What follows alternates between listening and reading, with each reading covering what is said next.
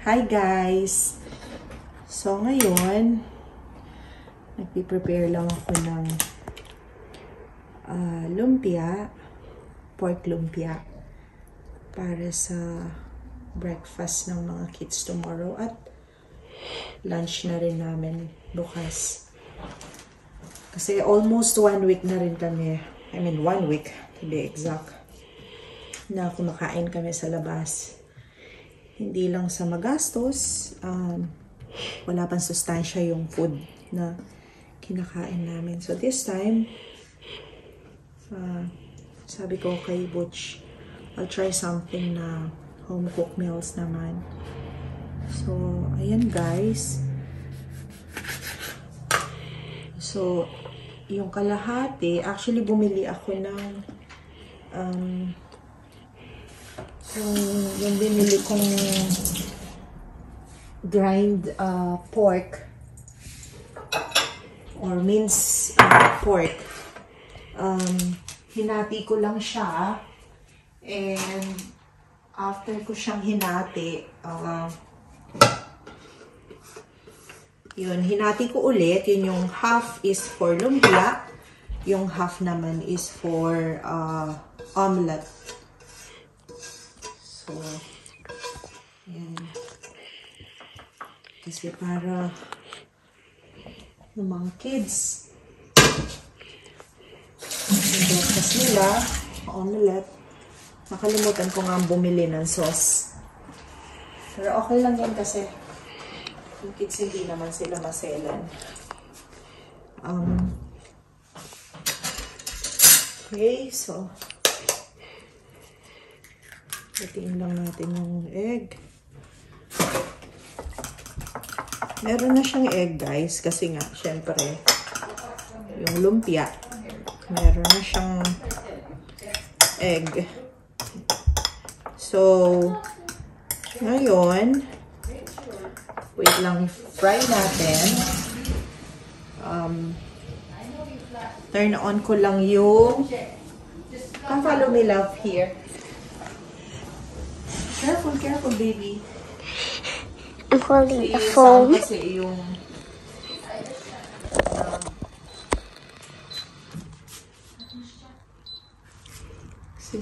yung nag-video sa atin. So, ayan. Hi! Wait lang. Wait lang po. So, ayan guys. May tinata akong lumpia wrap. Babalik natin sa ref. May natira pa akong minced pork. Ito yung binili namin kanina. Ano ba size nito?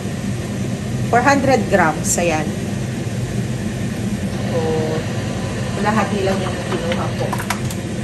And then, niluluto ko rin ito for chop suey naman. Schnitzel. Pork din siya. So, ayan guys. Magluluto tayo ng omelette. Chop, chop, chop. Move back.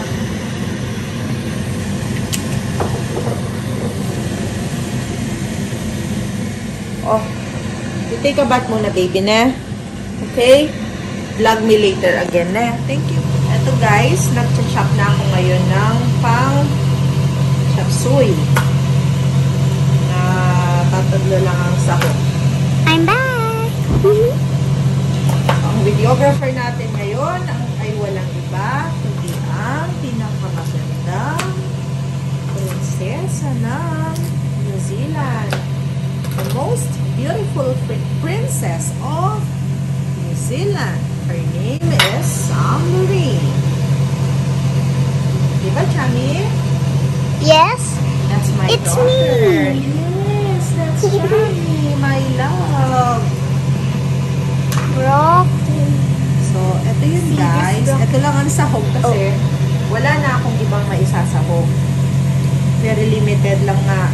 Gaya na sinabi ko, yung pwede namin bilhin dito kasi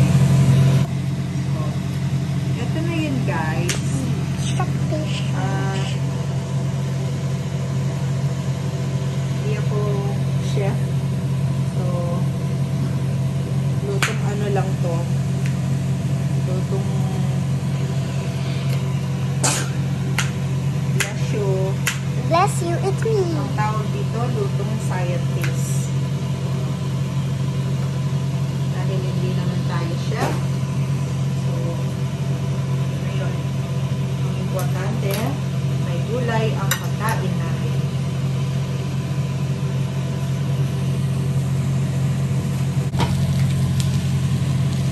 It's still boiling.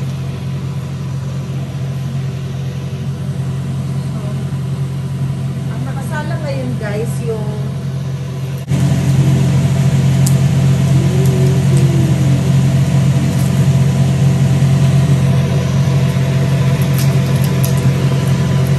pagkakaalam ko, yung gulay dito, mabibili mo siya ng mura dun sa may Changi daw. Hindi pa ako nakakapunta dun pero sabi nila mura daw doon. Siguro pag medyo nakasettle na kami, puntahan namin yun.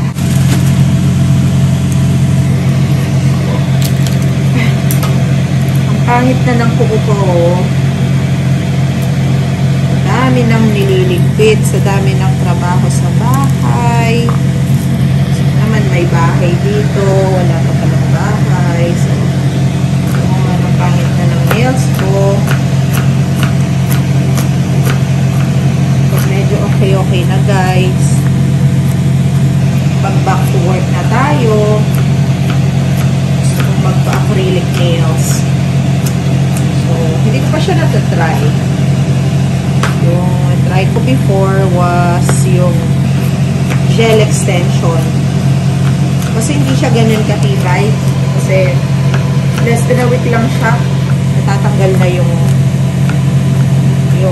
extension. Considering na mahal pa siya sa Abu Dhabi. So, dito sa Auckland, New Zealand, hindi ko alam kung magkano yung nagpapa-acrylic. So, yung kung meron kayong alam dyan na nag-acrylic nails, let me know kung magkano. Baka naman. Pero hindi pa kayo kasi. As you know, madami pang trabaho. Kailangan itas-kasuhin at hindi pwede ang mahabang nails pag madaming gawain bahay.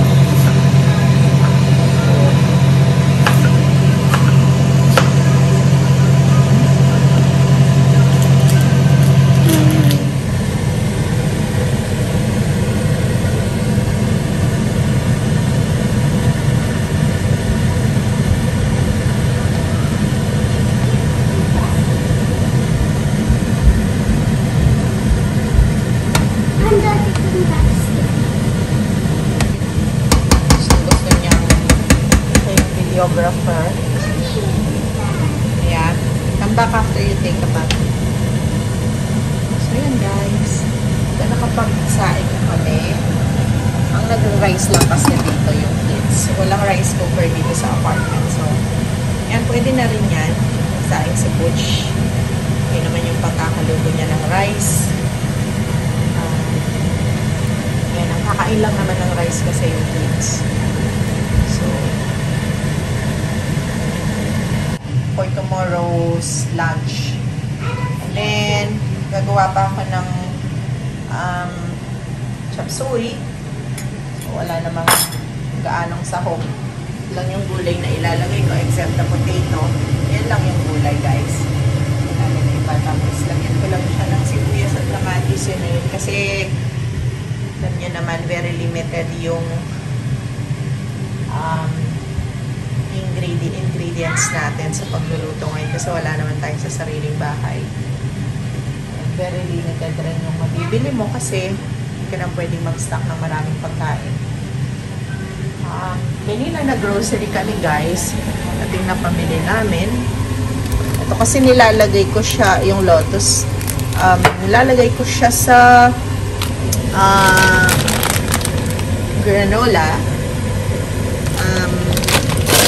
Gusto ko yung granola guys kasi nakakabili siya ng regular rice ng pagbanyo sa umaga. Ayan. So, ito pa yung binili namin. Bread lang. Tapos, corned beef and luncheon meat. breakfast yan ng mga bata. Tapos, yung eggs namin, nakalimutan kong bumili kasi kulang na pala. Tapos kanina to, itong Milky Bar, kinain na namin siya. KitKat, white chocolate. Ang sarap niya. Tapos ito, tira pa dun sa dun sa previous hotel. Kasi ating almonds namin ni Butch, minimix ko rin siya sa granola pag kinakain ko. Tapos pag kumakain ako ng granola, nilalagyan ko siya ng milk plus itong palaman, yung Lotus. Actually, gustong-gusto ko sana yung peanut butter, kaya lang nakakataas siya ng uric acid. So, kahit gustong-gusto ko ng peanut butter, ito na lang yung nilalagay ko, Biscoff, yung Lotus para matamis. Nung nasa kabilang hotel kami, ito yung nilalagay ko na tela. Okay? So, ito, bumili rin kami ng noodles. So, yun lang guys, very limited. Tapos, water. Tapos, ito lang ang laman ng ref guys. Wala na. Yung juice lang kasi si Sound lang naman ang mahilig mag-juice. So, yun lang guys. Tapos ito, bumili kami ng trash bin bags. Yun lang. So, ito yung niluluto natin. Tingnan natin.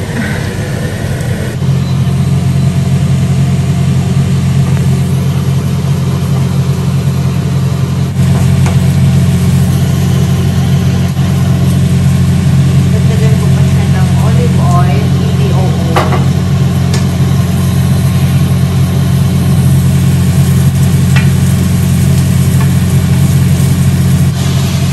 That's royal. And soy. Ating nilagay ko. So, kasi hindi ako nakabili ng patis.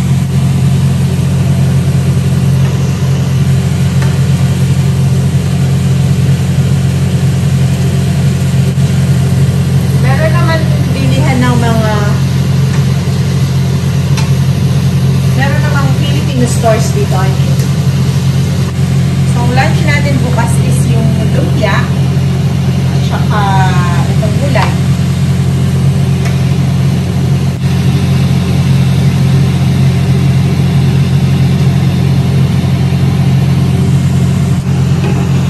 Let it simmer muna habang hugasan natin yung mga plates. To put it up. Ayun guys, kumusta naman kayo? I hope okay lang naman kayo. Kami, eto, marami pa rin kami inaasikaso hanggang ngayon. At hindi namin alam kung kailan matatapos yung mga inaasikaso namin. Pero, okay lang naman. Sigat na yung bahala ang importante.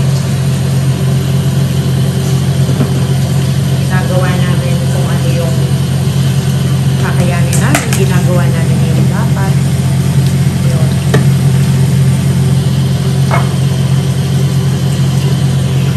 Washing the dishes. Hindi pa kami guys nag-start maghanap ng work ni Butch kasi nga ang priority kasi namin is makapag-settle muna dito, makahanap ng bahay, school ng kids, tapos yung daycare ba dito. So, kasi namin alam kung paano yung sistema dito, like after school, paano yung kids or before school. Kung let's say maaga yung pagpasok namin ng office ni Butch. Too much water.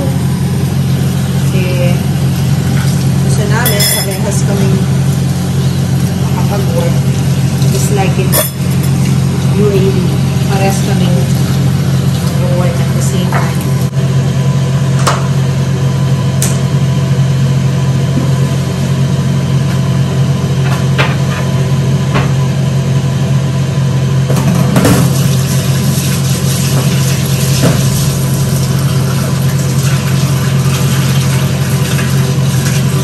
Dishwasher guys, pero mas gusto ko manually hugasan yung What is plates. this?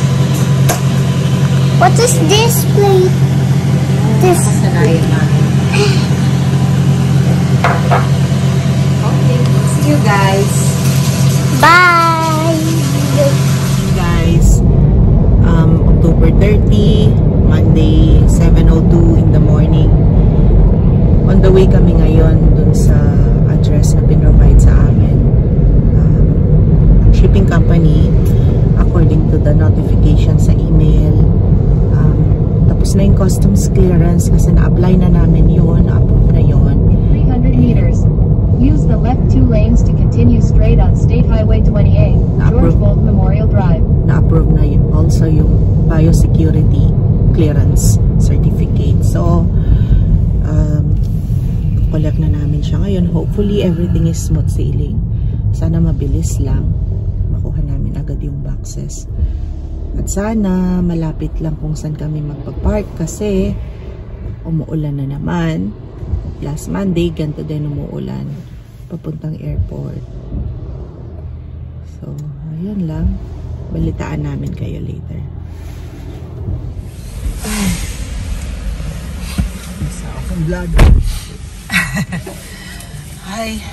Finally, na-collect na namin yung boxes, guys, from warehouse. Finally, na-collect na namin yung boxes, guys. Pero, nagbayad kami ng more than 500 New Zealand dollars for storage. Kasi, yun yung bayad from the time na dumating yung cargo boxes namin. So, maliban doon, nagbayad kasi kami online yun sa customs clearance. Yung biosecurity, libre ba yun, Dad? Free yun. Free yung biosecurity clearance. Yun. So, binigay namin yung copy ng bill of lading ng documents. Tapos nakita na nila sa system na customs cleared na. Tapos, may clearance na from biosecurity. So, yun din, binigyan nila kami ng documents for the warehouse para makollect namin. Tapos, yun, may nag-assist sa amin para makuha namin yung mga boxes namin. Ayun, so, turned out kami lang yung private vehicle na andon. Kasi all of them are big trucks from couriers, cargo companies like Aramex, DHL, mga nagdo-door-to-door services. Kasi yung sa amin kasi yung courier company namin, yung shipping company namin from Abu Dhabi, kung saan namin pinadala yung boxes namin, is airport collection. Hindi siya door-to-door service. Wala siyang door-to-door services. So, I advise, guys, kung kayo yung magpapadala ng personal things ninyo, ng mga cargo boxes ninyo from UAE, kung manggagaling kayo ng UAE, maghanap kayo nung door-to-door services kung ayaw nyo ng ganitong hassle, kasi sila na yung mag-a-arrange ng documentations nun for you. So, magko-communicate na lang sa inyo nun. Kung may kailangan na IDs, kung may kailangan na additional information. Or else, kung wala kayong mahanap, pwede rin ganon, kagaya nung sa amin na kami yung nag-collect personally ng cargo boxes namin. So finally, eto. See you later, guys.